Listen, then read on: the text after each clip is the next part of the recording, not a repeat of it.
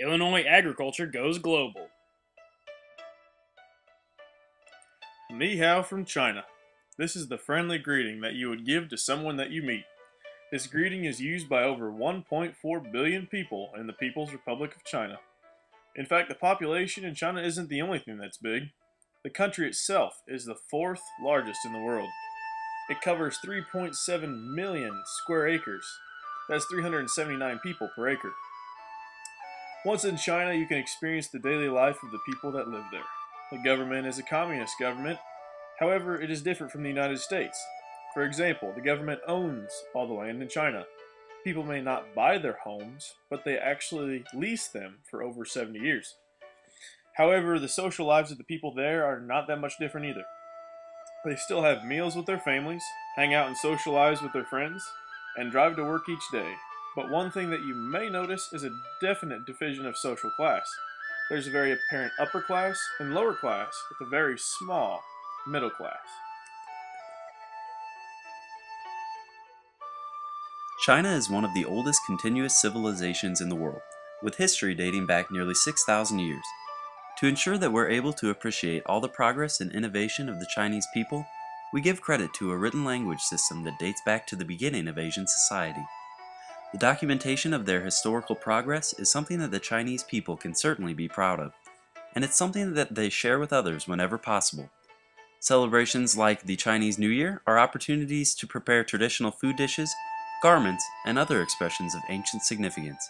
Historically, the Chinese government has been relatively withdrawn in global affairs.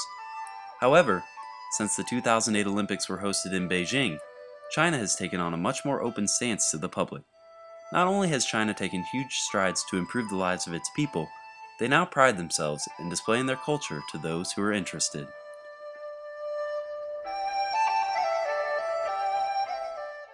With such rich history, China looks to agriculture to stabilize its economy and social structure. During our time in China, we visited the largest beef feedlot in the country. The facility we visited covered 325 acres and was large enough to house over 3,000 cattle. With the feedlot using mostly manual labor, it kept 30 people employed. And with the opening of doors to foreigners, the Chinese people have also started to take on practices that were previously reserved for more westernized societies. Within the last 10 years, the price of beef in China has become much more affordable, making it possible for the Chinese to add more beef to their diets. Because of such changes, China has been faced with the challenge of keeping up with the increased demand. It's up to the efficient production of affordable and high-quality goods that will maintain China's position as a global player on the agricultural front.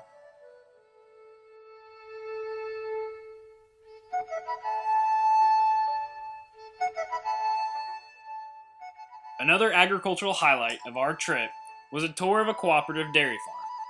This land was leased through a contract with the government by the manager of the farm. In this operation, 22 families must raise at least 30 cows to be part of this cooperative. The co-op is beneficial to local farmers because it provides feed, milking supplies, veterinary care, and other essential items for a successful dairy operation. This farm had nearly 1,400 head of cattle and milked 560 cows twice a day. The price of milk in China is 3.6 yuan per kilo, or $4.75 per gallon.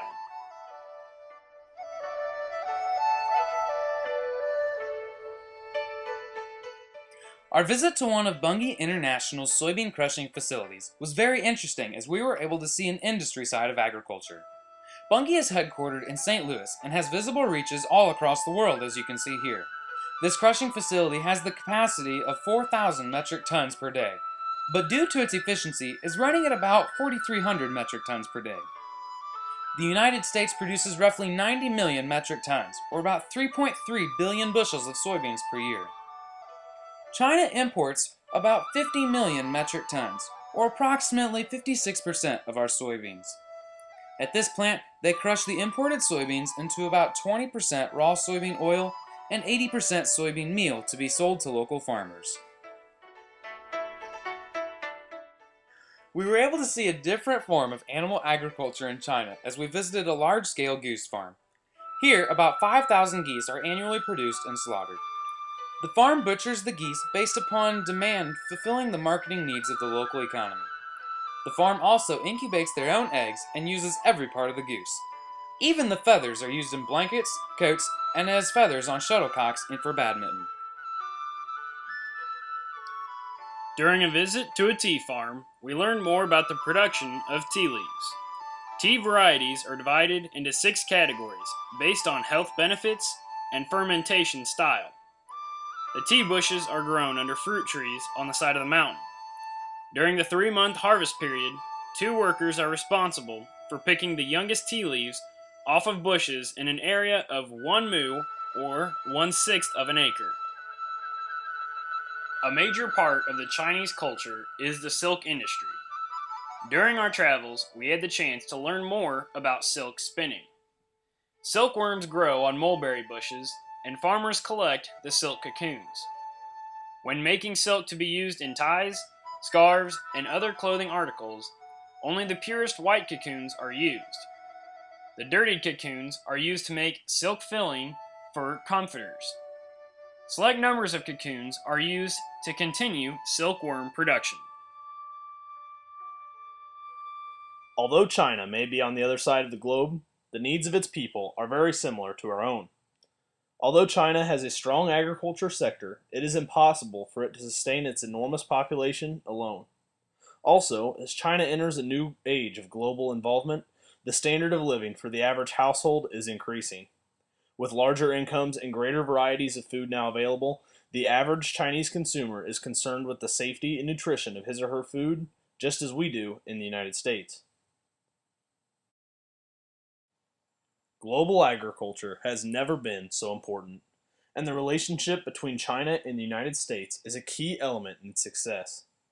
In the years to come, there will be many opportunities for American agriculture to work with China, not only to help feed their ever-growing population, but to develop new and innovative ways to increase our own efficiency as well.